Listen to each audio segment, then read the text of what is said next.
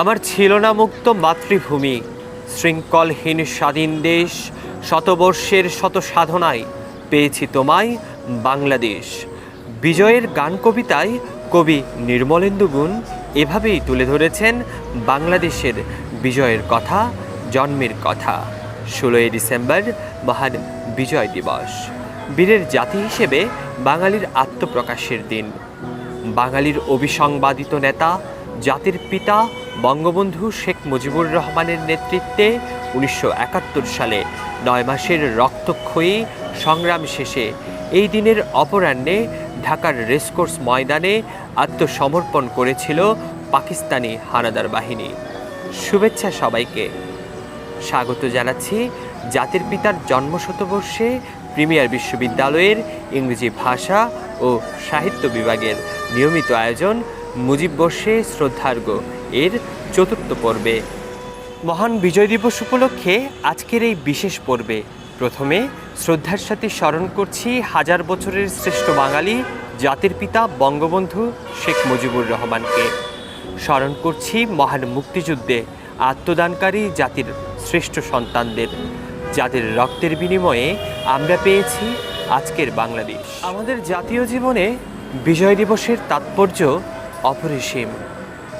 অনুষ্ঠানের শুরুতেই এই গুরুত্বপূর্ণ দিনের মাহাত্ম্য নিয়ে শুনব 21শে পদক প্রাপ্ত বাংলাদেশের বরেণ্য সমাজবিজ্ঞানী, প্রিমিয়ার বিশ্ববিদ্যালয়ের মাননীয় উপাচার্য শ্রদ্ধেয় ডক্টর অনুপম সেন স্যারের ইতিহাস নির্ভর প্রাণবন্ত আলোচনা। প্রিমিয়ার বিশ্ববিদ্যালয়ের department of English language and literature প্রায় কয়েক মাস ধরে জাতির জনক বঙ্গবন্ধু শেখ মুজিবুর রহমানের জন্মশতবার্ষিকী উপলক্ষে বিভিন্ন সাংস্কৃতিক অনুষ্ঠান করে যাচ্ছে। সামনেই আমাদের বিজয় দিবস। এই বিজয় দিবস আমাদের বাঙালির ইতিহাসের একটি অসাধারণ ঘটনা। বাঙালির যে হাজার বছরের ইতিহাস, বাংলা ভাষা অবশ্য বাঙালির, জাতিসত্তা হিসেবে বাঙালি অবশ্য খুবই প্রাচীন, কয়েক হাজার বছরের পুরনো।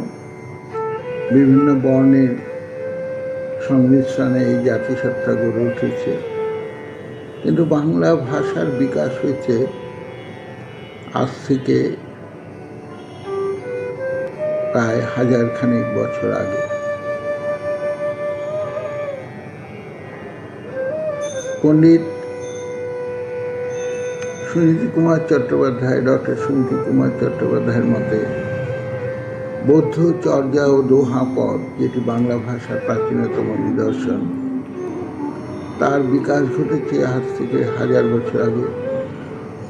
ডক্টর শহীদুল্লাহর মতে প্রায় আরও একটু পেছিয়ে নিয়েছেন তিনি, তার মতে 1300 বছর। এই 1000 বছরের যে বাঙালির ইতিহাস, সেই 1000 বছরে বাঙালি কোনোদিন নিজেই রাষ্ট্র পায়নি। বিভিন্ন রাজ্য বাঙালির ছিল, বিভিন্ন রাজার রাজত্বে, বাদশাহ সুলতানদের রাজত্বে বাঙালি বসবাস করেছে। বাংলা ভাষাভাষী একটা অঞ্চল গড়ে উঠেছে ধীরে ধীরে। যদিও একসময় এই বাংলা ভাষাভাষী অঞ্চল সুনির্দিষ্টভাবে তার সীমারেখা টানা যায়নি, কিন্তু আমরা বলতে পারি প্রায় 1000 বছর আগে কোন কোন অঞ্চলে বাঙালিরা বাংলা ভাষায় কথা বলে তার সীমারেখা প্রায় তৈরি হয়ে গেছিল। আমরা জানি যে পাল রাজাদের রাজত্ব এই সীমারেখা অতিক্রম করেও অনেক দূর বিস্তৃত ছিল। পরবর্তীকালে সেন রাজারা রাজত্ব করেছে প্রায় 100 বছর, পাল্লা প্রায় 400 বছর। এর পরবর্তী সুলতান, পাঠান, মুঘল এরা রাজত্ব করেছেন এবং আমরা 1757 সালে সেই মুঘল সম্রাটের সুবেদার সিরাজউদ্দৌলা, যাকে অনেকে স্বাধীন নবাব বলেছেন, প্রকৃত অর্থে তিনি সে অর্থে স্বাধীন ছিলেন না। সিরাজউদ্দৌলা এবং সিরাজউদ্দৌলার সেই নানা আলিবর্দী যাঁর অধীনে চাকরি করতেন সেই সরফরাজ খাঁ এবং সরফরাজ খানের শ্বশুর মুর্শিদ কুলি খাঁ, এরা প্রকৃত সবাই দিল্লির মুঘল দরবার থেকে চার্টার আনিয়েছিলেন। যদিও পরবর্তীকালে আমরা দেখেছি যে মুর্শিদ কুলি খাঁর পরবর্তী সময় থেকে যে মুর্শিদ কুলি খাঁকে বিভিন্ন জায়গায় ট্রান্সফার করেছিল মুঘল সম্রাটরা। তিনি কিছুদিন ঢাকায় দেওয়ান ছিলেন, পরে আবার তাকে দাক্ষিণাত্যে নিয়ে যাওয়া হয়েছিল, আবার দাক্ষিণাত্য থেকে তাকে দেওয়ান হিসেবে ঢাকায় নিয়ে আসা হয়। তারপর ঢাকা থেকে তিনি দেওয়ান যখন ছিলেন তখন সুবেদারের সঙ্গে তাঁর কিছু মতানৈক্য হওয়ার জন্য তিনি মুর্শিদাবাদ চলে যান এবং সেখানে ধীরে ধীরে নিজের আবাসস্থল, সেখানে একটা নগরী গড়ে তোলেন এবং একসময় তিনি মুর্শিদাবাদের সুবেদার হয়েছিলেন। কিন্তু এরা কেউই বাঙালি ছিলেন না। আসলে আমরা অনেক সময় আমাদের নাট্যকাররা সিরাজউদ্দৌলা নিয়ে নাটক লিখেছেন এবং আমাদের অক্ষয় কুমার মৈত্রীর সিরাজউদ্দৌলা নিয়ে প্রসিদ্ধ নাটক রয়েছে, সেখানে নানা কিছু কথা রয়েছে। কিন্তু সিরাজউদ্দৌলা, আলিবর্দী, সরফরাজ খাঁ, মুর্শিদাবাদ কেউই সত্যিকার অর্থে বাংলাই বলতে পারতেন না। সেই সময় রাজভাষা ছিল, সরকারি ভাষা ছিল ফার্সি। তার আগে মুসলিম আন্দোলনের আগে সরকারি ভাষা ছিল পালি, তারও আগে ছিল সংস্কৃত। এবং আমরা জানি যে সংস্কৃত একসময় পুরো ভারতবর্ষে কথা হতো এবং এক জায়গার পণ্ডিত আরেক জায়গায় অনায়াসে সংস্কৃতের মতামত করতে পারতেন। একই ব্যাপার ফার্সির ক্ষেত্রেও ছিল। একই ব্যাপার আমরা ইউরোপের ক্ষেত্রেও দেখতে পাই। ইউরোপে যখন লৌকিক ভাষাগুলো গড়ে ওঠেন, জার্মান, ইটালি, ফরাসি, ইংরেজি ইত্যাদি ভাষা, এই লৌকিক ভাষাগুলো প্রায় 1000 বছর আগে সেই ইউরোপে গড়ে ওঠা শুরু করে। তার আগে পুরো ইউরোপ জুড়ে পণ্ডিতরা একটি ভাষায় কথা বলতে পারতেন, সেটা হলো ল্যাটিন ভাষা। কিন্তু পরবর্তীকালে সেটা ছিল না। আমরা জানি যে লৌকিক ভাষায় কাব্য সেখানে গড়ে ওঠে, যেমন ইটালিতে দান্তে, পেট্রার্ক তাদের অসাধারণ কবিতা লেখেন। ইংল্যান্ডে চসারের যে বাংলা ইংরেজি সেটা এখন অনেকে বুঝতেই পারবে না। শেক্সপিয়ার ইত্যাদি লৌকিক ভাষাতেই অসাধারণ সব কাব্য, মহাকাব্য লিখেছেন। আমাদের বাংলাতেও কিন্তু 16 শতক থেকে সুন্দর কাব্য লেখা হয়েছে। আখ্যান কাব্য লিখেছেন মুসলমান কবিরা, বৈষ্ণব কবিরা কবিতা লিখেছেন খুবই চমৎকার। আমাদের দেশে ভাষার সঙ্গে সঙ্গে কিন্তু জাতীয়তাবাদের বিকাশ হয়নি। যদিও আমাদের যারা বাঙালি কবি ছিলেন তারা বাংলা কবিতা নিয়ে খুব গর্ব অনুভব করতেন, যেমন ভূষক বাঙালি ভৈরী, ভূষক বলেছেন যে চর্যাপদের। বা আমরা জানি যে সন্দ্বীপের কবি আব্দুল হাকিম অসাধারণভাবে লিখেছেন, যে জন বঙ্গেতে জন্মে হিসে বঙ্গবাণী, সেজন কাহার জন্ম নির্ণয় না জানে। বাংলা ভাষা নিয়ে আমাদের লোকের গর্ব ছিল, আমাদের কবি সাহিত্যিকদের। কিন্তু বাঙালি রাষ্ট্র সেই অর্থে আমরা যেটা বলি সেটা ছিল না। এই যে বাঙালি রাষ্ট্র, জনগণের রাষ্ট্র, রাজা বাদশাদের রাষ্ট্র ছিল, সেখানে ইচ্ছে করলে জনগণের প্রাণও চলে যেতে পারত। রাজা বাদশাদের ইচ্ছে, তাদের সেনাপতিদের ইচ্ছায়, তাদের কোতোয়ালদের ইচ্ছে, যে কেউ জীবন সংশয় হতে পারত। সেখানে জীবনের কোনো মূল্য সত্যিকার অর্থে, যে রাজতন্ত্র ছিল প্রবল। এরপরে ইংরেজি আমলে এটা কিছুটা পরিবর্তন হলেও আমরা ইংরেজি আমল এবং পাকিস্তান আমলে কিন্তু পরাধীন ছিলাম। এমনকি পাকিস্তান আমলে যে বেশিরভাগ পাকিস্তানের 56% লোক বাঙালি, যেখানে মাত্র 7% লোক ছিল উর্দুভাষী, কিন্তু সেই উর্দুকেই পাকিস্তানের রাষ্ট্রভাষা করার কথা বলা হলো, জোর দিয়ে বলা হলো যে পাকিস্তানের একমাত্র রাষ্ট্রভাষা হবে উর্দু। জিন্নাহ সাহেব বলেছিলেন, নাজিমুদ্দিন বলেছেন, নুরুল আমিন সেটাকে বলেছেন, এবং বাঙালি বাংলাদেশের জনগণ, ঢাকা বিশ্ববিদ্যালয়ের ছাত্ররা নিজের বুকের রক্ত দিয়ে দাবি জানিয়েছে যে বাংলাকে পাকিস্তানের অন্যতম রাষ্ট্রভাষা, পাকিস্তানের অন্যতম রাষ্ট্রভাষা হলো বাংলা। এরপরে বাঙালি ধীরে ধীরে উপলব্ধি করেছে সেই যে পাকিস্তান হয়েছিল, পাকিস্তান হওয়ার পেছনে বাঙালিদের একটা বড় অবদান ছিল। কিন্তু 56% লোকের জন্মস্থান, মানে পাকিস্তানের 56% লোক বাঙালি হওয়া সত্ত্বেও পাকিস্তানে সব কিছুই হয়েছিল পশ্চিম পাকিস্তানে। যা পাকিস্তানের বাজেটের 60% খরচ হতো, 60 থেকে 50% খরচ হতো সামরিক ব্যয়ে। এই সামরিক ব্যয়ের 90% খরচ করা হতো পশ্চিম পাকিস্তানে। পাকিস্তানের সামরিক 3টে ঘাঁটি, যে সৈন্যবাহিনীর ঘাঁটি, নৌঘাঁটি এবং বিমান ঘাঁটি, সবই ছিল পশ্চিম পাকিস্তানে। সমস্ত অফিসাররাই ছিলেন পশ্চিম পাকিস্তানে। প্রায় পাকিস্তানের শেষ দিকে 60-এর দশকের শেষে সামান্য কয়েকজন মেজর হয়েছিলেন পূর্ব পাকিস্তান থেকে। একজন মাত্র কর্নেল ছিলেন, একজন মাত্র ব্রিগেডিয়ার ছিলেন। যেখানে পাকিস্তানে যে কয়েকশো লেফটেন্যান্ট জেনারেল, কয়েকশো মেজর জেনারেল,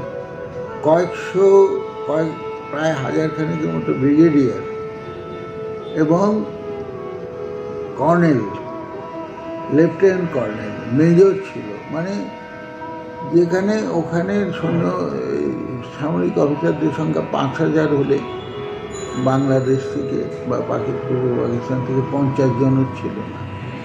এই ছিল অবস্থা। সমস্ত খরচ হতো সেখানে। এইসবের বিরুদ্ধে এর পেছনে আরও অনেক ঘটনা আছে, বলতে গেলে দীর্ঘ সময়ের প্রয়োজন, অল্প সময়টা নেই, আমি সংক্ষেপেই বলি। যে পাকিস্তানের দীর্ঘ 23 বছরে বাঙালিদের আসলে একটা উপনিবেশে অধিবাসী করে রাখা হয়েছিল।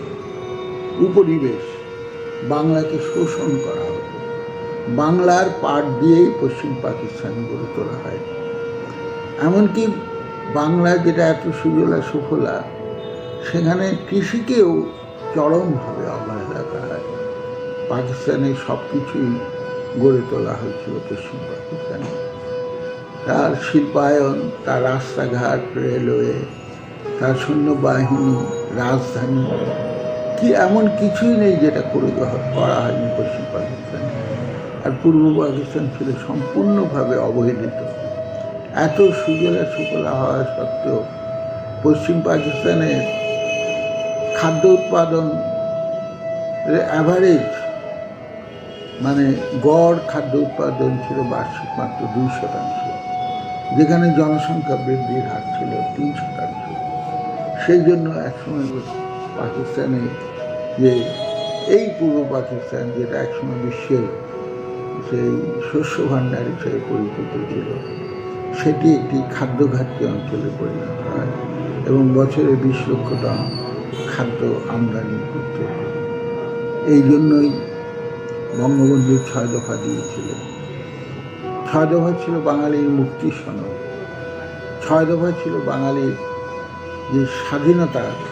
যে 6 দফার মধ্যে বঙ্গবন্ধু 2টি রাষ্ট্রের অবয়ব মূর্ত করেছিলেন। 2টি রাষ্ট্রের অবয়ব মূর্ত করেছিলেন 6 দফার মধ্যে। কারণ 6 দফায় বলা হয়েছিল যে পাকিস্তানের জন্য, পূর্ব পাকিস্তানের জন্য একটি মুদ্রা থাকবে, পশ্চিম পাকিস্তানের জন্য আরেকটি মুদ্রা। পাকিস্তানের 2 অংশের জন্য 2টি মুদ্রা। পূর্ব পাকিস্তান যেটা আয় করবে, সেই আয় যেন পশ্চিম পাকিস্তান নিয়ে যেতে না পারে। কারণ পূর্ব পাকিস্তানে সবই আয়। কারণ পূর্ব পাকিস্তানের প্রধান অর্থকরী ফসল ছিল, পুরো পাকিস্তানের প্রধান অর্থকরী ফসল ছিল 1969-70 পর্যন্ত। তারপরে যে 1970 দশকের মাঝামাঝি সময় থেকে বা 72-73, ইনফ্যাক্ট 1960-এর দশকের শেষ দিক থেকেই সিনথেটিক ফাইবার দেখা দেয়। তার আগে কিন্তু সারা বিশ্বেই প্যাকেজিং মেটেরিয়াল, একমাত্র প্যাকেজিং মেটেরিয়াল ছিল পাট বা পাটজাত দ্রব্য, এবং সেটি তৈরি হতো পূর্ব পাকিস্তানে। এবং পাটজাত দ্রব্য তৈরি করার জন্য আদমজি জুট মিলের মতো বিশাল জুট মিল করা হয়েছিল, বাওয়ানি জুট মিল করা হয়েছিল, দাউদ জুট মিল করা হয়েছিল। কী সব বিশাল বিশাল নগর এগুলো। কারণ বিশ্বে এই পাটের ভীষণভাবে একটা ছিল, ডিমান্ড ছিল। আমদানি করা হতো বাংলাদেশ থেকে পাট, এবং পাটই ছিল পাকিস্তানের প্রধান অর্থকরী ফসল। এই পাট দিয়েই পশ্চিম পাকিস্তানকে গড়ে তোলা হয়েছিল। এটাই যেন করতে না পারে, সেই জন্যই বঙ্গবন্ধু যে নানাভাবে যেন পুরো পাকিস্তান শোষণ করতে না পারে। এমনকি পূর্ব পাকিস্তানকে পশ্চিম পাকিস্তানে সেই 23 বছরে, পাকিস্তানের অস্তিত্বের 23 বছরে, সেখানে বিভিন্ন শিল্প গড়ে তোলা হয়েছিল। আজকে যেমন বাংলাদেশে অসংখ্য শিল্প, কিন্তু একসময় বাংলাদেশে কোনো শিল্পই ছিল না। মাত্র হাতে গোনা প্রধান শিল্প পাট এবং পাটজাত দ্রব্য, যে জুট প্রোডাক্ট। দ্বিতীয় শিল্প কিছুটা ছিল সেই চিনি, সামান্য কয়েকটা চিনি কল ছিল, আর সামান্য একটা পেপার মিল ছিল, এইরকম নামে গোনা, আর একটা 2-4টে কাপড়ের কল ছিল। কিন্তু সব কিছু আনতে হতো এই পূর্ব পাকিস্তানকে, ইম্পোর্ট করতে হতো পশ্চিম পাকিস্তান থেকে।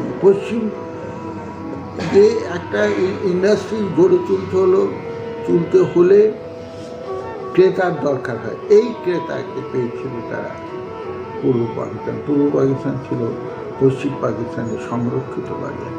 এরই বিরুদ্ধে বঙ্গবন্ধু কেবলমাত্র সাংস্কৃতিক যে আমাদের শোষণ করা হয়েছিল তার বিরুদ্ধে নয়, ভাষা দিয়ে যে আমাদের শোষণ করা হয়েছিল তার বিরুদ্ধে নয়, অর্থনৈতিক শোষণের বিরুদ্ধে তিনি তার সেই 6 দফা দিয়েছিলেন। এবং তারই ফলস্বরূপ আমরা 1971 সালে বিজয় অর্জন করলাম। সেই কারণেই, যেহেতু বঙ্গবন্ধু কোনো মতেই সেই 6 দফা প্রত্যাখ্যান করতে রাজি হননি, উনি বলেছিলেন সে তাঁর অসাধারণ সেই 7ই মার্চের ভাষণে যে আমি পাকিস্তানের প্রধানমন্ত্রীকে চাই না, আমি বাঙালির অধিকার চাই।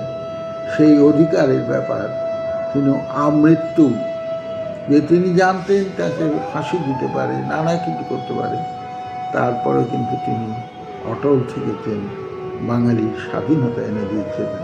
এবং এই স্বাধীনতা বাঙালির 1000 বছরে প্রাপ্ত স্বাধীনতা। এর আগে সাধারণ বাঙালি, বাংলাদেশের সংবিধান যেটি বঙ্গবন্ধু দিয়েছিলেন সেখানে লেখা আছে যে এই বাংলাদেশের মালিক হলো, এই বাংলাদেশ রাষ্ট্রের মালিক হলো জনগণ, সাধারণ জনগণ। এর আগে কিন্তু সাধারণ জনগণ এই রাষ্ট্রের মালিক ছিল না, রাষ্ট্রের মালিক ছিল রাজারা। এমনকি আইয়ুব খান যে কনস্টিটিউশন দিয়েছিলেন সেখানে তিনি লিখেছিলেন 1962 সালে, আইয়ুব খান গিভ দি বিপ্লব। এই ধরনের কোনো কিছু আমাদের এই বাংলাদেশের সংবিধান ছিল না। বাংলাদেশের সংবিধান যেটা বঙ্গবন্ধু দিয়েছিলেন, জাতির জন্য দিয়েছিলেন, তিনি সেখানে পরিষ্কার ভাষায় লেখা আছে যে বাংলাদেশের জনগণই হলো বাংলাদেশ রাষ্ট্রের সমস্ত ক্ষমতার উৎস, অর্থাৎ এই রাষ্ট্রের মালিক বাংলাদেশের জনগণ। আজকে এই স্বাধীনতা দিবসে আমি আমাদের জাতির জনক, স্বাধীনতা দিবস না, আজকে আমাদের বিজয় দিবস, এই বিজয় দিবসে, স্বাধীনতা দিবস সেই 26শে মার্চ যেদিন বঙ্গবন্ধু স্বাধীনতা ঘোষণা করেছিলেন, তাকে বন্দি করার ঠিক আগের মুহূর্তে আজকে তারপর সেই যুদ্ধের মাধ্যমে 16ই ডিসেম্বর আমরা স্বাধীনতা অর্জন করেছি। আজ সেই স্বাধীনতা দিবস। এই স্বাধীনতা দিবসে আমি আমাদের 1000 বছরের শ্রেষ্ঠ বাঙালি, আমাদের জাতির জনক বঙ্গবন্ধুর প্রতি, তাঁর পরিবারের সব সদস্যের প্রতি, যারা 15ই আগস্ট নিহত হয়েছিলেন তাদের প্রতি, 30 লক্ষ শহীদ যাদের রক্তের বিনিময়ে আমরা এই স্বাধীনতা অর্জন করেছি, বিজয় অর্জন করেছি, তাদের প্রতি, বাংলার যে জননী, জায়া, ভগিনী, যাদের সম্ভ্রমের বিনিময়ে আমরা এই স্বাধীনতা অর্জন করেছি, তাদের সবার প্রতি আমার গভীর শ্রদ্ধা জ্ঞাপন করছি। প্রিমিয়ার বিশ্ববিদ্যালয়ের ইংরেজি বিভাগের প্রতিষ্ঠাতা সভাপতি, বর্তমানে ইংরেজি বিভাগের অধ্যাপক, বিশ্ববিদ্যালয়ের কলা ও সমাজবিজ্ঞান অনুষদের ডিন শ্রদ্ধেয় ডক্টর মহিতুল আলম স্যার, যিনি বহুগুণে গুণান্বিত একজন গুণীজন, একাধারে কবি, সাহিত্যিক, শিক্ষাবিদ। শ্রদ্ধেয় মহিতুল আলম স্যারের কণ্ঠে এখন শুনব স্বরচিত একটি কবিতার মনোমুগ্ধকর আবৃত্তি। মহান বিজয় দিবস 2020 উপলক্ষে এই বিজয় এসেছে 30 লক্ষ লোকের শহীদের বিনিময়ে, 2 লক্ষ নারীর তাদের ইজ্জত পরিত্যাগের মাধ্যমে, এবং বিজয় দিবস পালন করছি কিন্তু বেদনার সুর কেটে যায় না। তাই আজকে বিজয় দিবস উপলক্ষে আমি আমার একটি কবিতা পড়ে শোনাচ্ছি, যেটিতে আসলে বেদনার একটি সুর লগ্নীকৃত হয়ে আছে। পড়ছি, সবাইকে ধন্যবাদ এবং শুভেচ্ছা জানিয়ে। কবিতার শিরোনাম সিঁড়ি।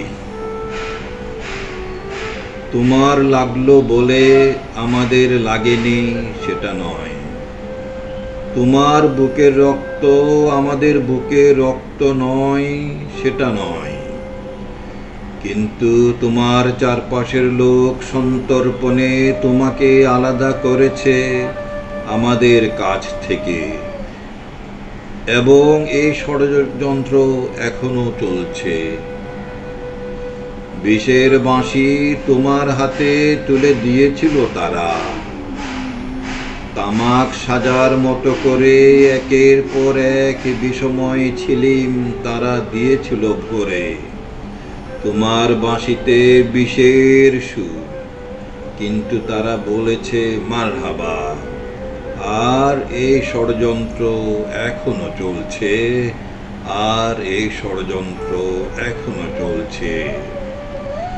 জনগণ তোমাকে চেয়েছিল, বুভুক্ষুও তারা থাকতে চেয়েছিল, তুমিও চেয়েছিলে তাদের, কিন্তু একটা চতুর ফাঁকের দেয়াল তৈরি করলো তারা, যেন অতি স্বচ্ছ কাচের।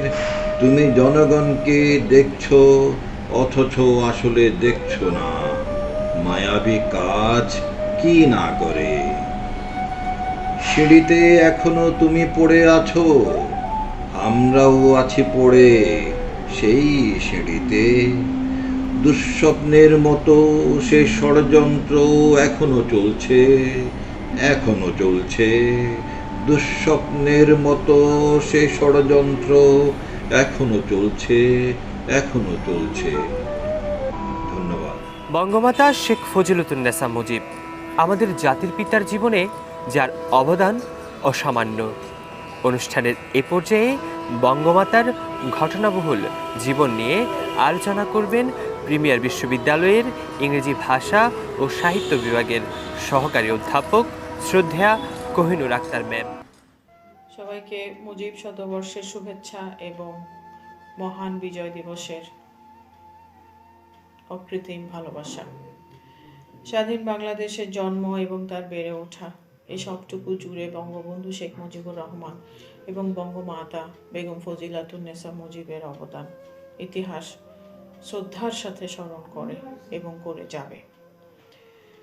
একই পারিবারিক আবহে বেড়ে ওঠা বঙ্গমাতা এবং বঙ্গবন্ধু চাচাতো ভাই বোন যখন পরিণয় সূত্রে আবদ্ধ হয়ে পরিবার গঠন করলেন এবং বঙ্গমাতা তার জীবনের সমস্ত কিছু উজাড় করে দিলেন তার স্বামীকে জাতির জনক হিসাবে প্রতিষ্ঠিত করতে এবং বিশ্ব দরবারে একজন সফল নেতা হিসাবে আবির্ভূত করতে। এই গল্প আমরা সবাই জানি, কিন্তু যে গল্পটি আমরা এখনো জানি না সেই গল্প হচ্ছে বঙ্গমাতার বঙ্গবন্ধুকে লেখক হিসেবে তৈরি করার গল্প। রাজনৈতিক কারণে বঙ্গবন্ধু যখন কারাবাস করতেন তখন বঙ্গমাতা তাকে ডায়েরি, রুল টানা খাতা আর এক গুচ্ছ কলম দিতেন, যাতে করে কারাগারের অন্ধকার জীবন, বিচ্ছিন্নতার জীবন উনি হতাশায় নিমজ্জিত না হয়ে সুন্দরভাবে লিপিবদ্ধ করতে পারেন সেই আশায়। এবং কারামুক্তির পরপর সেই লেখাগুলো তিনি সংগ্রহ করতেন এবং ভীষণ যত্নে সেগুলো উনি সংরক্ষণ করেছিলেন, যা এত বছর পর আমরা বই আকারে পেয়েছি। অসমাপ্ত আত্মজীবনী অথবা রাজবন্দী রোজনামচা অথবা আমার দেখা নয়াচিন সহ আরও অসংখ্য বই যা আমরা অতি শীঘ্রই পাব। এই বইগুলোর পাণ্ডুলিপি ঘাঁটতে ঘাঁটতে বঙ্গবন্ধু তনয়া বারবার অশ্রুসিক্ত হয়েছেন, মায়ের প্রতি বারবার কৃতজ্ঞ হয়েছেন যে মায়ের অবদান ছাড়া এই বইগুলো হয়তো আমরা পেতাম না এবং মুজিবকেও আমরা অন্য মুজিব হিসেবে আবিষ্কার করার সুযোগ পেতাম না। এভাবে অন্ধকারেই হয়তো মুজিবের সেই কারাগারের দিনগুলো হারিয়ে যেত যদি আমরা বঙ্গমাতার সেই সক্রিয় ভূমিকা এই ক্ষেত্রে না পেতাম। তিনি শুধু তার স্বামীকেই নয়, তিনি তার সন্তানদেরও অনুপ্রেরণা দিয়েছেন, দেশপ্রেমের দীক্ষায় দীক্ষিত করেছেন, যে কারণে তার স্বামীর অবর্তমানে 26শে মার্চ যখন পরিবার থেকে বঙ্গবন্ধু বিচ্ছিন্ন, তখন শেখ হাসিনা সহ তার অন্য সন্তানদেরকে নিয়ে উনি অন্য বাড়িতে আশ্রিত এবং তিনি তার সন্তানকে 32 নম্বর বাড়িতে পাঠালেন তার বাবার পাণ্ডুলিপিগুলো খুঁজে আনতে। যেই বইগুলো পড়ে আমরা আরেক বঙ্গবন্ধুকে আবিষ্কার করছি, সেই পাণ্ডুলিপি তৈরি করার পেছনেও শেখ মুজিব তার স্ত্রীর কাছ থেকে অনুপ্রেরণা পেয়েছেন। 1971 সালে যখন হানাদার বাহিনী 32 নম্বরের বাড়িটি তছনছ করে দিয়েছে, লণ্ডভণ্ড করে দিয়েছে, ধ্বংসস্তূপে পরিণত করেছে, তখনও শেখ হাসিনা তার মায়ের আদেশে বাবা সেই পাণ্ডুলিপিগুলো খুঁজে বের করলেন যেগুলো বেগম মুজিব পরম মমতায় পরম যত্নে লুকিয়ে রেখেছেন, যা হানাদার বাহিনীর চোখকে আড়াল করেছিল। এভাবে পেছন থেকে, নেপথ্যে থেকে বঙ্গবন্ধুকে অনুপ্রেরণা দিয়েছেন, তার সংসারকে গুছিয়েছেন, তার পরিবারকে গুছিয়েছেন, আবার সাথে সাথে ব্যক্তি মুজিবকে 7ই মার্চের সেই চির অম্লান ভাষণের জন্য তাকে অনুপ্রেরণা দিয়েছেন। যা তার বলতে ইচ্ছা করে, যা তার দেশের মানুষের জন্য তার ভাবনা, তাই তাকে তিনি 7ই মার্চের ভাষণে বলতে বলেছিলেন, এবং নিজের মতো করে তিনি তার স্বামীকে সেগুলো বলার জন্য অনুপ্রেরণা দিয়েছিলেন। স্বামীর অবর্তমানে, স্বামীর অনুপস্থিতিতে তিনি অনেক কাজ করেছেন, তার দলকে বিভিন্ন দিকে এগিয়ে নিতে চেয়েছেন, বিভিন্নভাবে দিক নির্দেশনা দিয়েছেন।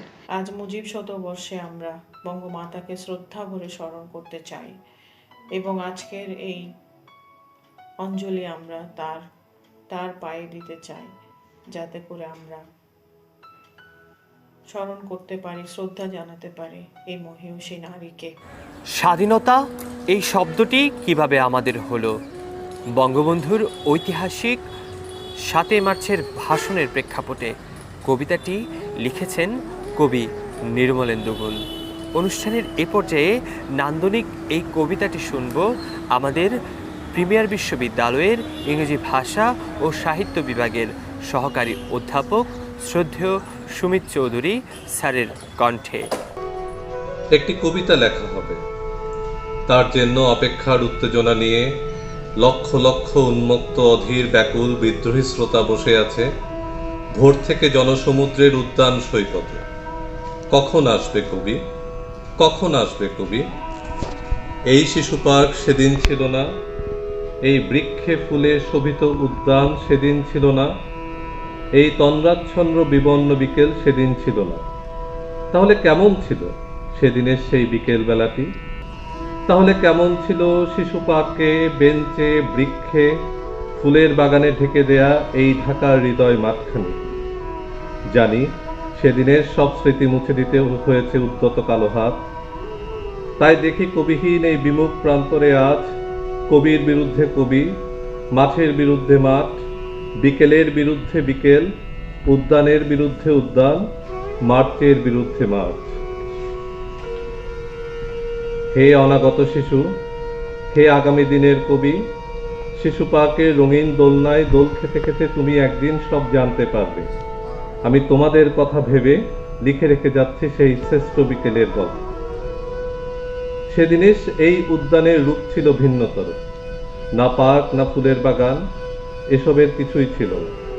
শুধু একখণ্ড অখণ্ড আকাশ যেরকম, সেরকম দিগন্ত প্লাবিত ধুধু মাঠ ছিল দুর্বাদলে ঢাকা, সবুজে সবুজময়।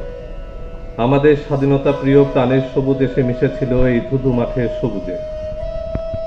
কপালে কবজিতে লাল শালু বেঁধে এই মাঠে ছুটে এসেছিল কারখানা থেকে লোহার শ্রমিক, লাঙল জোয়াল কাঁধে এসেছিল ঝাঁক বেঁধে উলঙ্গ কৃষক, পুলিশের অস্ত্র কেড়ে নিয়ে এসেছিল প্রদীপ্ত যুবক, হাতের মুঠোয় মৃত্যু, চোখে স্বপ্ন নিয়ে এসেছিল মধ্যবিত্ত, নিম্ন মধ্যবিত্ত, করুণ কেরানি, নারী, বৃদ্ধ, বেশ্যা, ভবঘুরে আর তোমাদের মতো শিশু পাতাকুড়ানিরা দল বেঁধে।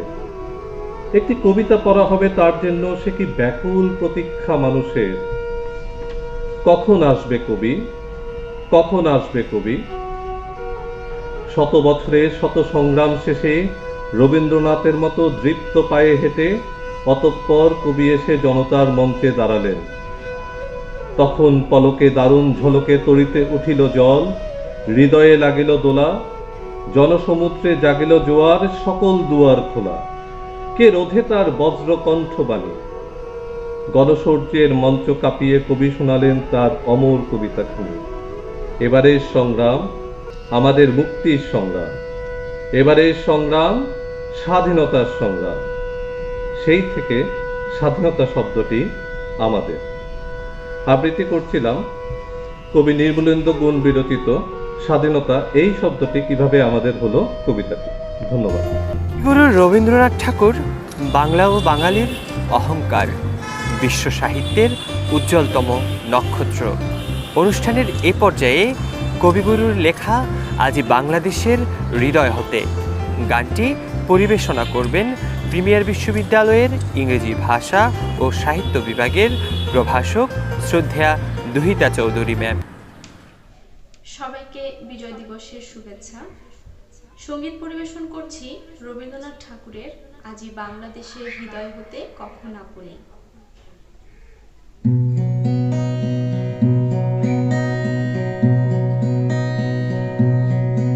আজি বাংলাদেশের হৃদয় হতে কখন আপনি, তুমি এই অপরূপ রূপে বাহির হলে জননী। ও মা, তোমায় দেখে দেখে আঁখি না ফিরে, তোমার দুয়ার আজি খুলে গেছে সোনার মন্দিরে।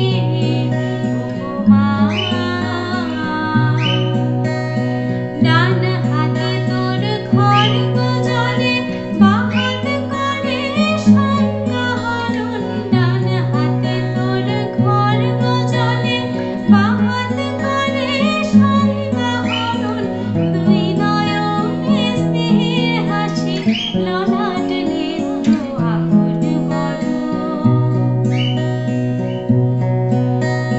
মা, তোমার কি মূরতি আজি লেখিরে, তোমার দুয়ার আজি খুলে গেছে সোনার মন্দিরে। মা,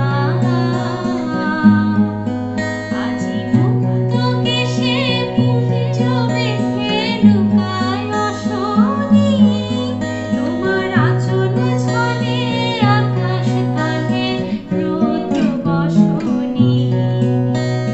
মা, তোমায় দেখে দেখে আঁখি না ফিরে, তোমার দুয়ার আজি খুলে গেছে সোনার মন্দিরে। মা,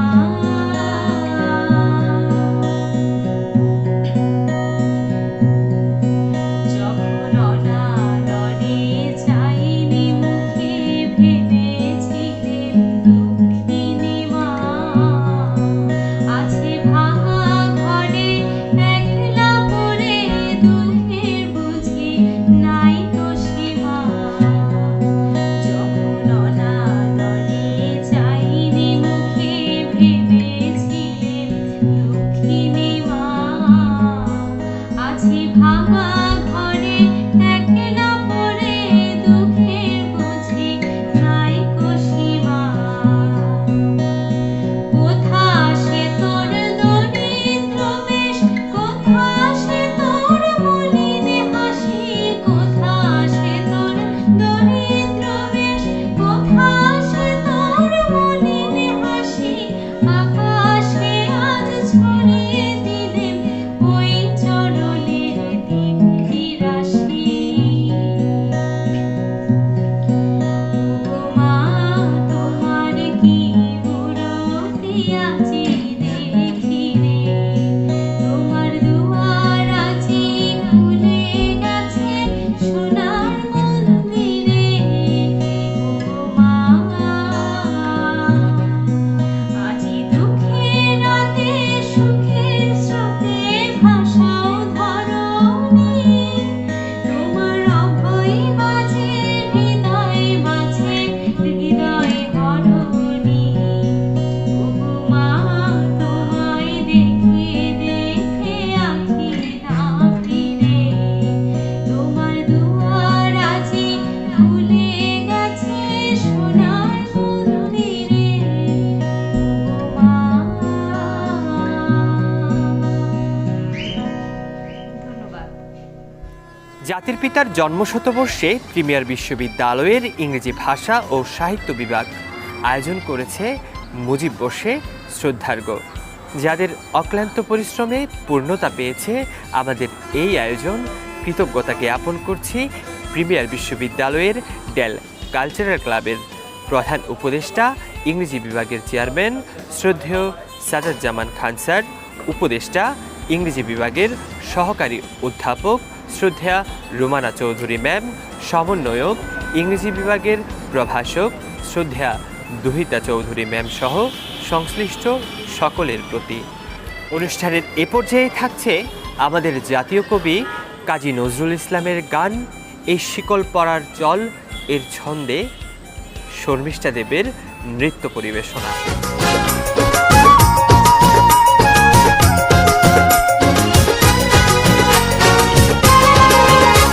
এই শিকল পরা ছল মোদের এই শিকল পরা ছল, এই শিকল পরা ছল মোদের এই শিকল পরা ছল, এই শিকল পরে শিকল তোদের করব রে বিকল, এই শিকল পরে শিকল তোদের করব রে বিকল, এই শিকল পরা ছল মোদের এই শিকল পরা ছল, এই শিকল পরা ছল মোদের এই শিকল পরা ছল। তোদের বন্ধ কারায় আশা মোদের বন্দী হতে নয়, ওরে ক্ষয় করতে আশা মোদের সবার বাঁধন ভয়, এই বাঁধন করে বাঁধন ভয়কে করব মোরা জয়, এই শিকল বাঁধা পা নয় এই শিকল ভাঙা কল, এই শিকল পরা ছল মোদের এই শিকল পরা ছল, এই শিকল পরা ছল মোদের এই শিকল পরা ছল। ওরে ক্রন্দন নয় বন্ধন এই শিকল ঝঞ্ঝনা, এ যে মুক্তি পথে অগ্রদূতের চরণ বন্দনা, এই লাঞ্ছিতেরা অত্যাচারকে হানছে লাঞ্ছনা, মোদের অস্থি দিয়ে চলবে দেশে আবার বজ্রনল, এই শিকল পরা ছল মোদের এই শিকল পরা ছল, এই শিকল পরা ছল মোদের এই শিকল পরা ছল। বাংলার অনাবিল সুন্দর রূপে মাতোয়ারা হয়ে অসংখ্য গান কবিতা লিখেছেন কবি, সাহিত্যিক, শিল্পীরা। অনুষ্ঠানের এ পর্যায়ে থাকছে একটি যুগল পরিবেশনা। আমি বাংলার গান গাই, গানটি নিয়ে আসছে আনন্দ সেন ও মিতু দে।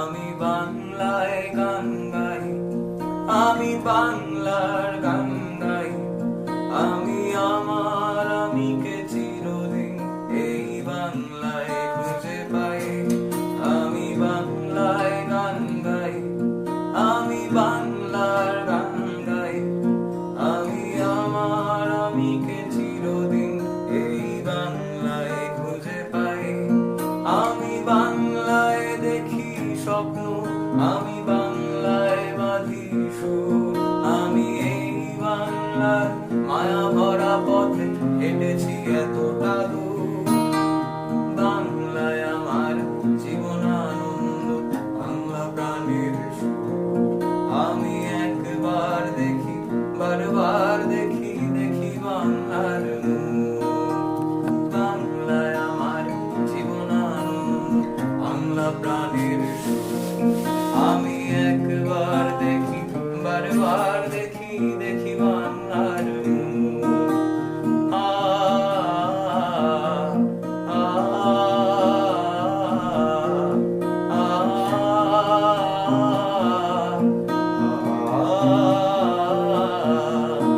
আমি বাংলায় কথা কই, আমি বাংলার কথা কই, আমি বাংলায় ভাসি, বাংলায় হাসি, বাংলায় জেগে রই, আমি বাংলায় কথা কই, আমি বাংলার কথা কই, আমি বাংলায় ভাসি, বাংলায় হাসি, বাংলায় জেগে রই, আমি বাংলায় মাতি উল্লাসে করি, বাংলায় হাহাকার, আমি সব দেখে শুনে কেঁপে গিয়ে করি বাংলায় চিৎকার, বাংলায় আমার তৃপ্ত স্লোগান, ক্ষিপ্ত তীর ধনু, আমি একবার দেখি বারবার দেখি দেখি বাংলার মুখ, বাংলায় আমার তৃপ্ত স্লোগান, ক্ষিপ্ত তীর ধনু,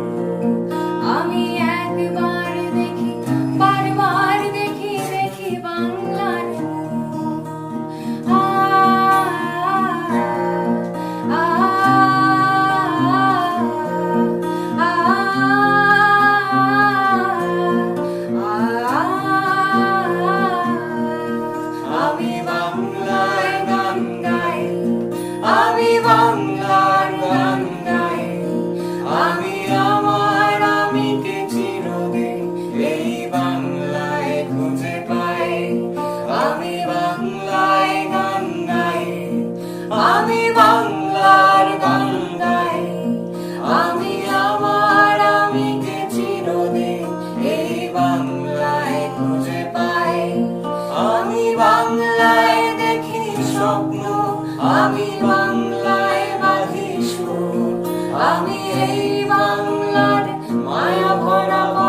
হেঁটেছি এতটা দূর।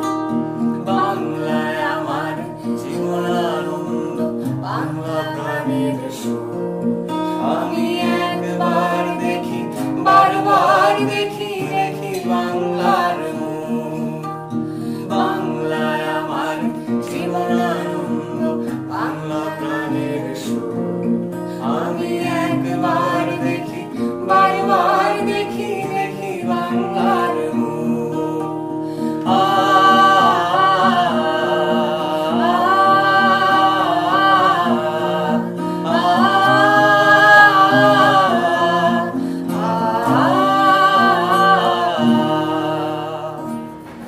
জাতির পিতা বঙ্গবন্ধু শেখ মুজিবুর রহমান তার সম্মোহনী ভাষণের মাধ্যমে ৭.৫ কোটি বাঙালিকে ঐক্যবদ্ধ করেছিলেন পাকিস্তানি শাসন, শোষণ, নিপীড়নের বিরুদ্ধে।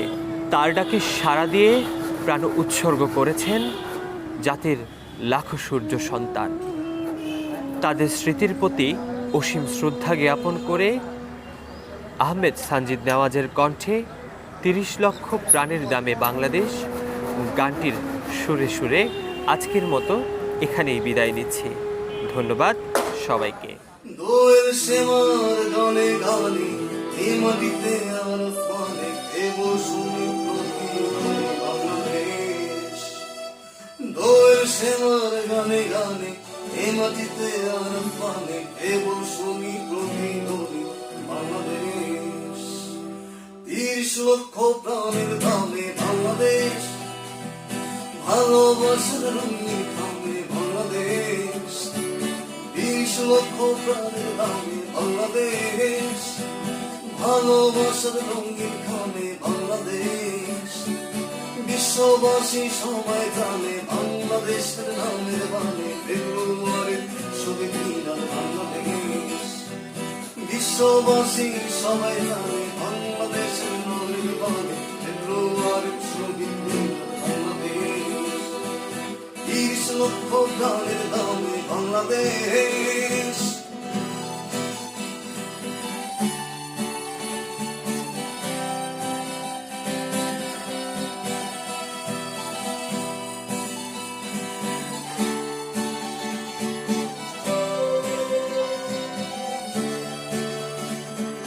তোমার আমার নয়ন মনি বাংলাদেশ, ডিসেম্বরের স্মৃতি শত বাংলাদেশ।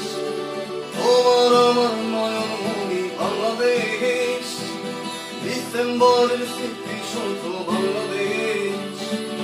দোয়েল শ্যামার গানে গানে এই মাটিতে আর স্থানে কেবল শুনি প্রতিধ্বনি বাংলাদেশ। দোয়েল শ্যামার গানে গানে এই মাটিতে আর স্থানে কেবল শুনি প্রতিধ্বনি বাংলাদেশ। ৩০ লক্ষ প্রাণের দামে বাংলাদেশ।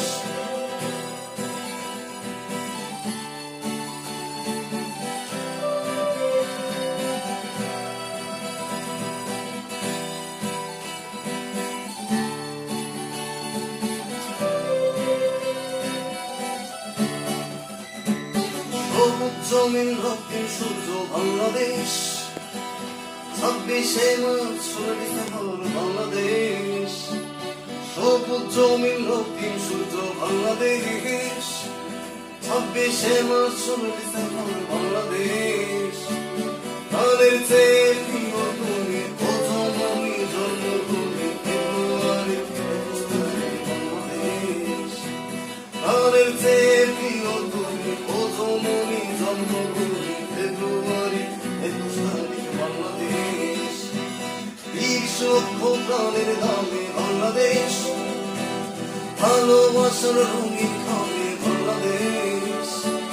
বিশ্ববাসী সবাই জানে বাংলাদেশের নামের বানে ফেব্রুয়ারির শহীদ মিনার বাংলাদেশ।